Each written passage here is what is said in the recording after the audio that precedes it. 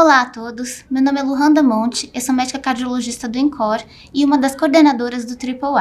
Hoje nós vamos falar um pouquinho sobre a investigação inicial da doença coronária crônica, teste anatômico ou funcional, como que funciona esse manejo no consultório. Bom, pessoal, e qual o racional dos métodos diagnósticos para a investigação da doença coronariana? Bom, basicamente temos a definição prognóstica, né? Nós precisamos identificar, dentre todos os pacientes com DAC, quais são aqueles que terão benefício de alguma intervenção, que são aqueles que possuem um teste de alto risco. Isso não é uma condição sine qua non, pode ser que eles se beneficiem, pode ser que não, mas muito provavelmente vão ter que fazer aí um cateterismo cardíaco. Estabelecer de forma precisa, né, aqueles pacientes que vão realmente se beneficiar do cateterismo cardíaco e aí sim reduzir a quantidade de CATs brancos que a gente vem tendo. Realizar o diagnóstico precoce dessa doença, né? Mesmo aqueles pacientes que têm doença coronária não obstrutiva, porque a partir daí a gente consegue otimizar o tratamento clínico e aí sim estabelecer uma prevenção primária e secundária mais eficaz. Identificar a probabilidade de que os sintomas de fato se devem à doença coronariana. Hoje a gente sabe que existem outras causas de dor torácica, como por exemplo a estenose aórtica e até mesmo a dor torácica não cardíaca. Bom, pessoal, eu separei para vocês alguns passos para a gente conseguir estabelecer o diagnóstico de uma maneira mais rápida e mais eficaz. Então, tudo começa com uma avaliação clínica, depois a gente vai passar para a definição da probabilidade pré-teste de DAC, definição do tipo de exame, né? Definir a probabilidade pós-teste, então qual é a probabilidade desse paciente ter doença coronariana depois que eu já fiz o exame, né? E aí sim a gente conseguir definir quais são aqueles pacientes que irão para cateterismo cardíaco, para cinecoronariografia. Com relação ao passo 1, pessoal, a avaliação clínica ela contempla anamnese, exame físico e eletrocardiograma. Mas hoje em dia a gente sabe que a maioria dos pacientes já vem consigo, já trazem o ecocardiograma também. Só com esses exames a gente já consegue ter bastante dado e a gente já consegue ter uma visão aí inicial de qual paciente vai para teste não invasivo, qual paciente já vai ter que ir para o cateterismo direto, tá? Então a gente vai classificar, né, o tipo de dor torácica, se é típica, atípica, ou se ela não é anginose, aí o paciente vai lá, a gente vai em busca de outras causas para essa dor torácica, descartar a síndrome coronariana aguda, né, e direcionar esse paciente para um pronto-socorro, identificar o paciente que tem indicação de CAT direto, isso é de suma importância. Quais são esses pacientes? São os pacientes que já vêm para a gente com uma angina típica, já com disfunção ventricular, e que a gente vê que essa disfunção tem ali alterações segmentares, né, já caracterizando que possa ser devido a uma doença coronariana, um paciente com uma angina limitante, um paciente que já traz consigo algum teste não invasivo de alto risco, né? Alto risco do quê? Né? De morte, de infarto, né? Mas um risco maior do que aquele da própria doença, uma angina que vem crescendo, uma angina CCS3 de início recente, ou seja, com menos de 2 meses, a gente já caracteriza como uma angina instável. Muitas vezes a gente já direciona até, dependendo do caso, né? A gente manda esse paciente para o pronto-socorro também, tá? Uma atenção especial a gente precisa dar para alguns grupos de pacientes que têm os sintomas atípicos, como, por exemplo, as mulheres, os pacientes diabéticos e os idosos. Algumas vezes eles não vão apresentar aquela dor torácica anginosa, eles vão se apresentar com dispneia, com sintomas bem inespecíficos. E aí é muito importante que a gente se atente também aos fatores de risco que estão associados. Bom, pessoal, no passo 2, a gente vai estabelecer a probabilidade pré-teste de DAC por Diamond Force, que vocês já devem ter visto aí em todos os livros, em todos os guidelines, né? Da onde que surgiu isso? Diamond Force há muitos anos, na época dos estudos CAS ainda, né? Conseguiram estabelecer essa probabilidade baixa, intermediária ou alta apenas com base em 3 características, que é o sexo, a idade e o tipo de dor. Apenas com essa avaliação clínica inicial é possível a gente inferir qual que é a chance desse paciente que está com sintomas, porque aqui a gente só está falando de paciente sintomático, tá? Desse paciente ter esses sintomas se deverem à doença coronária obstrutiva, né? Então, ali tem uma doença que está causando esse sintoma e essa doença é doença coronária. tá? Isso partiu, pessoal, do raciocínio de Bayes, né? Então, o teorema de Bayesiano, de Bayes, é uma fórmula, né, na qual há o cálculo da probabilidade de um evento acontecer, né, antes mesmo dele acontecer, a partir do conhecimento de algumas características desse evento, né, trazendo para nossa realidade de medicina, né, e principalmente de cardiologia, a acurácia de um teste, de qualquer teste que a gente vá solicitar, né, o seu valor preditivo, seja ele positivo ou negativo, ele é diretamente proporcional à prevalência da doença naquela população. Por isso que é importante, antes da gente pensar em fazer algum exame, a gente ter essa avaliação clínica inicial de probabilidade pré-teste. E aí a gente chega no passo 3, que a gente precisa estabelecer, né, qual eleger um exame diagnóstico para que a gente de fato consiga ali fazer esse diagnóstico, né? E aí, muitas vezes a gente não vai nem conseguir estabelecer o diagnóstico definitivamente, mas a gente vai ter uma probabilidade pós-teste que pode aumentar e aí a gente vai para o próximo passo. Tá?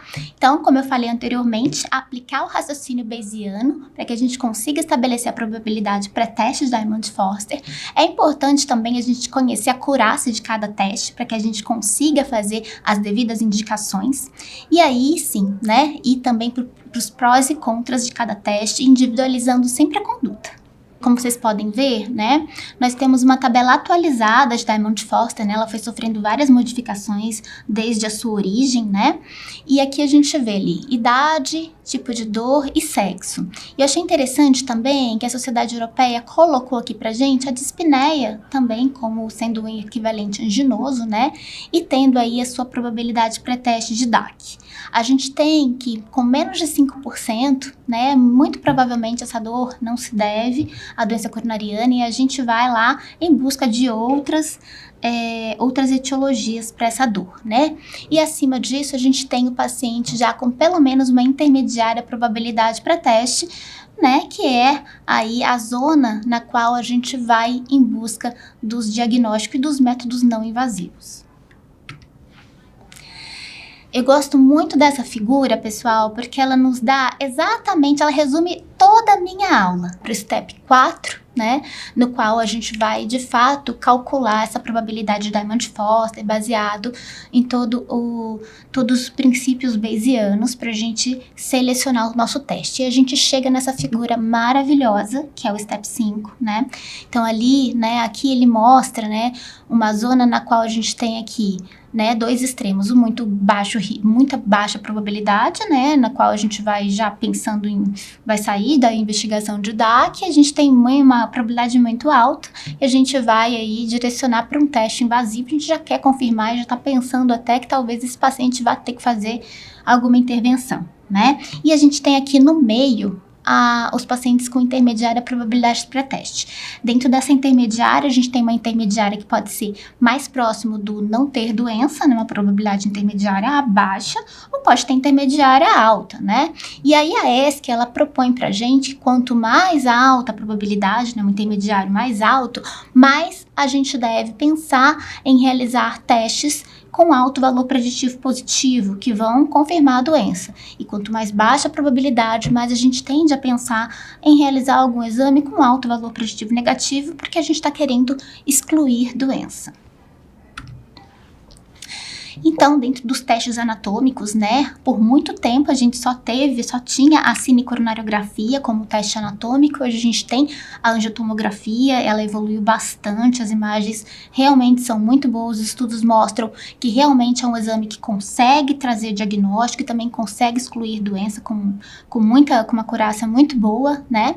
Temos então como teste anatômico o cateterismo e a angiotomo. Teste funcional, a gente tem aí uma miríade de testes para a gente conseguir escolher, todos com uma sensibilidade, uma especificidade muito próxima, né? No geral, a gente tem que os testes funcionais são testes que têm um valor preditivo positivo mais alto, são testes que vão detectar doença, né? Quando a gente compara os dois exames não invasivos, as duas modalidades não invasivas, a gente tem que os funcionais, eles conseguem confirmar mais doença e que a angiotomografia, ela é um exame com alto valor preditivo negativo e que, portanto, ela é muito boa para excluir doença. Mas óbvio que a gente também consegue com uma acurácia muito boa, confirmar a doença com a angiotoma de coronária. O teste ergométrico, pessoal, coloquei ele aqui em destaque, porque por muitos anos foi o único método que a gente tinha, né, que a gente teve para fazer o diagnóstico, mas sabemos que hoje, né, com todos esses outros métodos que são mais acurados,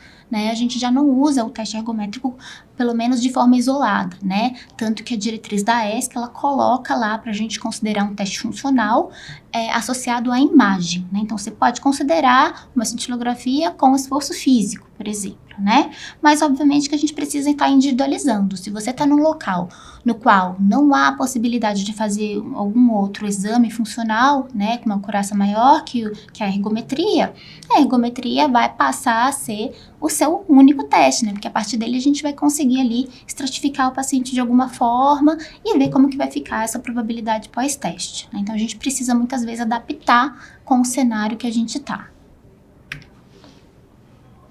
Quando a gente fala de teste não invasivo, pessoal, o que a gente precisa ter em mente para poder escolher, né? A gente precisa escolher um teste que idealmente estabeleça de forma precisa a indicação de cateterismo, até porque a gente precisa evitar, né, que o paciente que tem uma baixa probabilidade vá ser submetido a um exame invasivo, que não é isento de complicações, não é mesmo? Descartar a obstrução importante, né, nessa questão, nesse quesito. Fazer o diagnóstico precoce, né, de lesões que não são obstrutivas, mas que vão demandar um tratamento clínico otimizado para reduzir desfechos, tá? E estabelecer o prognóstico, né? Então, muitas vezes é isso, a gente faz o diagnóstico de um paciente, nem sempre a gente vai indicar intervenção, aliás, isso sempre vai ser a minoria dos casos, mas a gente já sabe qual que é o perfil de risco desse paciente, quais são as metas de LDL e colesterol, por exemplo, que você vai ter para o doente. Quando a gente pensa em teste funcional, a gente tem que ter em mente que existe aí uma cascata de isquemia, né? Porque o que a gente vai estar vendo nos testes funcionais vai ser a isquemia, vai ser aquela alteração perfusional mediante a um estresse, né? Então, a gente tem a cintilografia, a gente tem o eco, a gente tem a ergometria. Bom, pessoal, aqui eu trago para vocês duas figuras que mostram os dois testes anatômicos que existem. Então, do lado esquerdo tem a cinecoronariografia, né? Que é o cateterismo cardíaco, que é uma luminografia, né? Ele é o nosso gold standard, né, no diagnóstico de doença coronária e por muito tempo foi o único exame anatômico que a gente tinha. E do outro lado temos a angiotomo de artérias coronárias, que é um exame que vê também a anatomia, mas de uma forma diferente, né? Então ele vê toda a árvore coronariana e sua correlação com as outras estruturas. É muito bom também para a gente conseguir identificar a coronária anômala, a ponte miocárdica, né? E conseguir fazer a diferença, né, de outras etiologias de doença coronária, principalmente quando a gente está na dúvida se aquele paciente de fato tem aterosclerose, como por exemplo os pacientes que infartam por uso de drogas, cocaína, por exemplo, a gente consegue ver que era puramente trombo, não tinha aterosclerose. Então, traz bastante dados pra gente. Algumas vezes, né, são poucas as vezes que a gente vai precisar de fazer os dois testes anatômicos, tá? Mas aí, a gente tem os prós e os contras de cada exame, né? Mas são dois exames excelentes pra gente conseguir ver a anatomia. Bom, pessoal, diante de um paciente com intermediária probabilidade pré-teste, vem aquela figurinha famosa da diretriz da ESC de 2019 e a gente precisa resolver se vamos para um teste funcional ou anatômico não invasivo, tá? Para a gente conseguir chegar nessa decisão, é de suma importância que a gente conheça os estudos, né, que sustentam todas as indicações de diretrizes. São eles o PROMISE Trial, o SCOT-HEART e o HATMOVIT 2. HATMOVIT 2, pessoal, foi um estudo observacional que utilizou um score de propensão para mimetizar o ensaio clínico randomizado. Exatamente isso. Os autores disseram na época que eles utilizaram esse score de propensão, que é muito utilizado, né, quando a gente tem um estudo observacional, para reduzir, né, o viés da não randomização, né, porque eles queriam, de fato, imitar um ensaio clínico randomizado, né? O desfecho primário desse estudo foi morte cardiovascular e o desfecho secundário foi morte por todas as causas.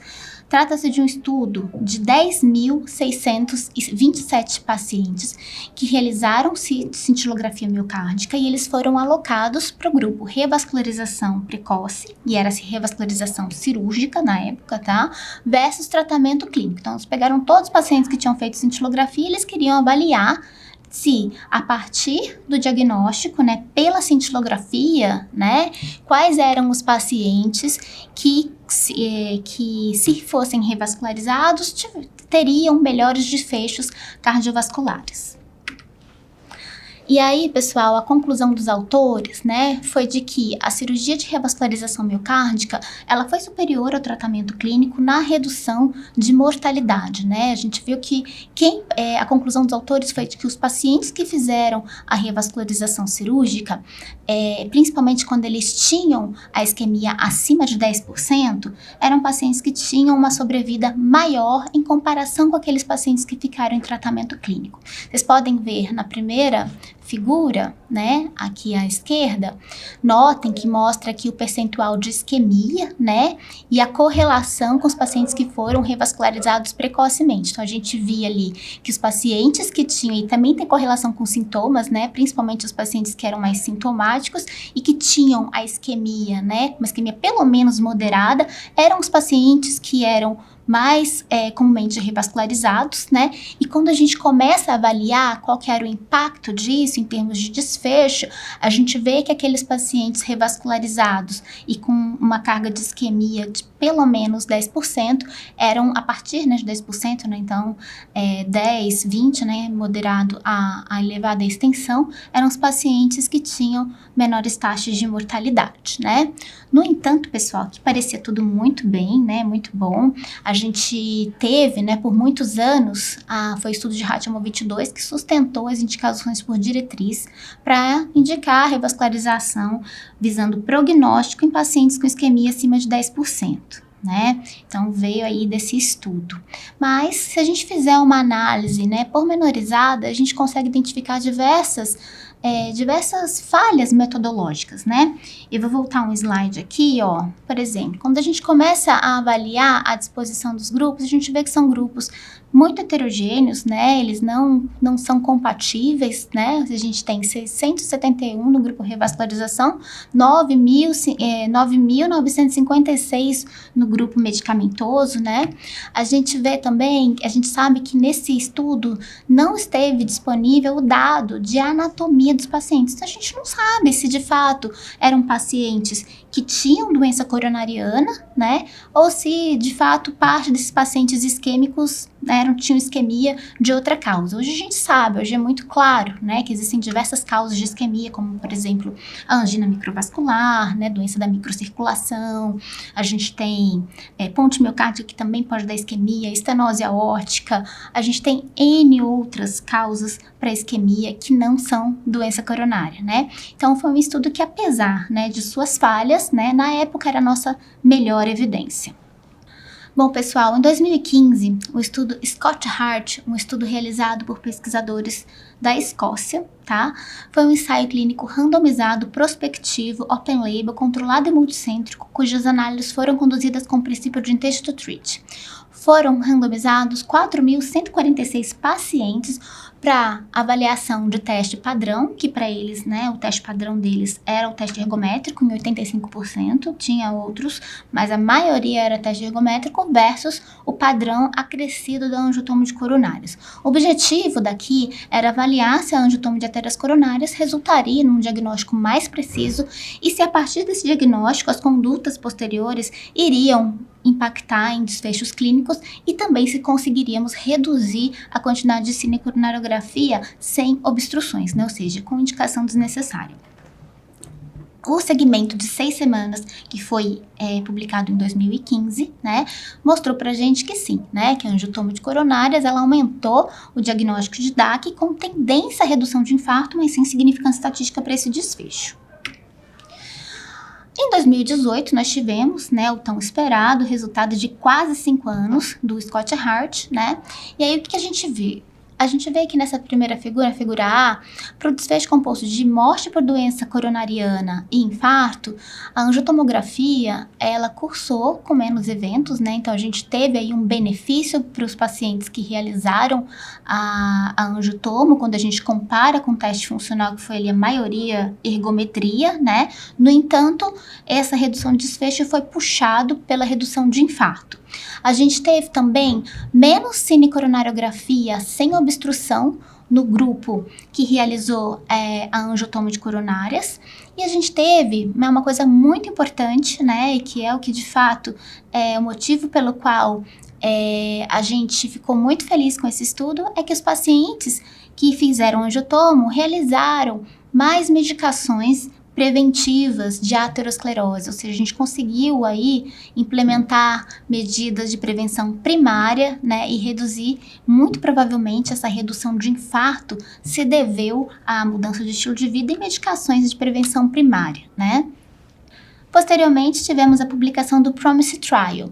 Foi um ensaio clínico randomizado, tá? Com 10.000 pacientes que tinham de baixa intermediária probabilidade pré-teste para doença coronária obstrutiva, tá? Mas a imensa maioria eram pacientes com intermediária probabilidade, que mais uma vez, né, ele se propôs a randomizar pacientes para angiotomo de coronária versus pacientes para o teste funcional. Mas qual o teste funcional? A gente viu que no SCOT a gente teve que 85% dos testes funcionais eram por ergometria, né? Aqui eles quiseram fazer um teste mais acurado, então 68% dos pacientes realizaram cintilografia miocárdica, a gente tinha também ecostresse, uma minoria realizou teste ergométrico.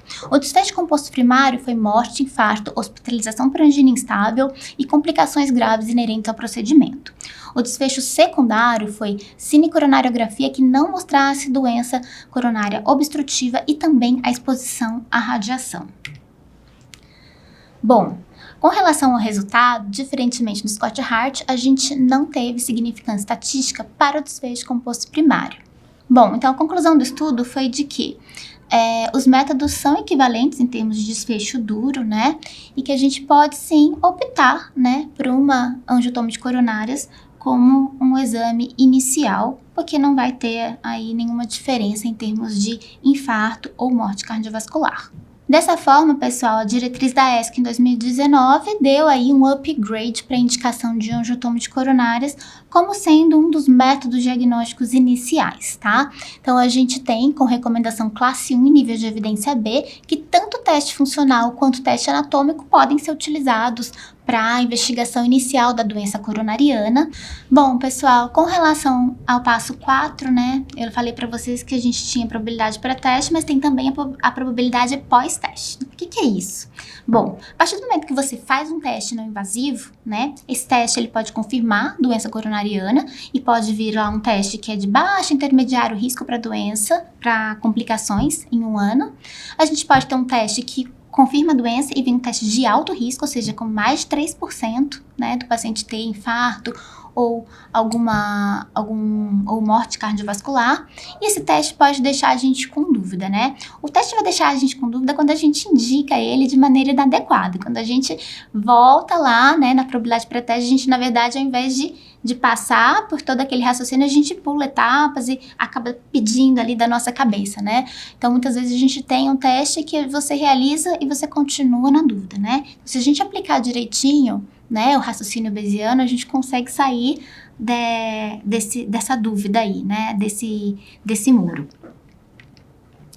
E aí, a partir desse resultado pós-teste, né, então posso ter ali um teste que vai me aproximar mais de diagnóstico e outro que vai pensar, nossa, reduziu muito a probabilidade para teste, né?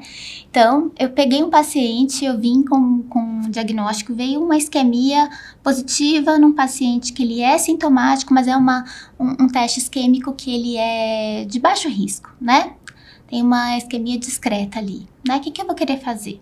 Muito provavelmente ele tem doença coronária e eu vou querer começar o tratamento. Qual o tratamento? Mudança de estilo de vida, né? Vou perseguir aí medicamentos que vão reduzir o risco dele vir a ter um evento, então vai ser estatina, a depender do grau de obstrução, vou ter que indicar uma aspirina para ele também, então eu opto por fazer um angiotomo de coronários, porque é um exame que tem um valor preditivo negativo muito alto, consigo excluir doença, consigo confirmar também, mas consigo excluir aí uma doença mais grave, né, e começar meu tratamento clínico com segurança.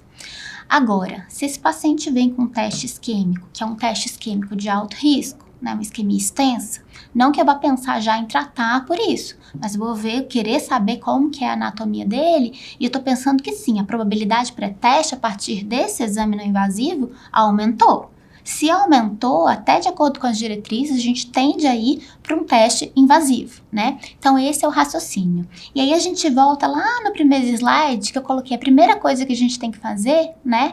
Quando a gente começa a avaliar clinicamente esse paciente, só com eletro, com conversa, né? Com o tipo de dor e com alguns dados do ecocardiograma, a gente já consegue saber se o paciente vai direto para CAT, né? Quais são esses pacientes? Paciente que já tem disfunção ventricular, o paciente que está com uma angina limitante, ou paciente que já tem um quadro anginoso e que sugere não ser uma doença estável, já sugere ser uma angina instável, ou aquele paciente que vem com uma angina em crescendo, paciente com uma angina com início a menos que 2 meses, né? Então, esses pacientes a gente tem uma tendência maior, principalmente se ele tiver alguma evidência de alteração segmentar no eco, a fazer o cateterismo direto.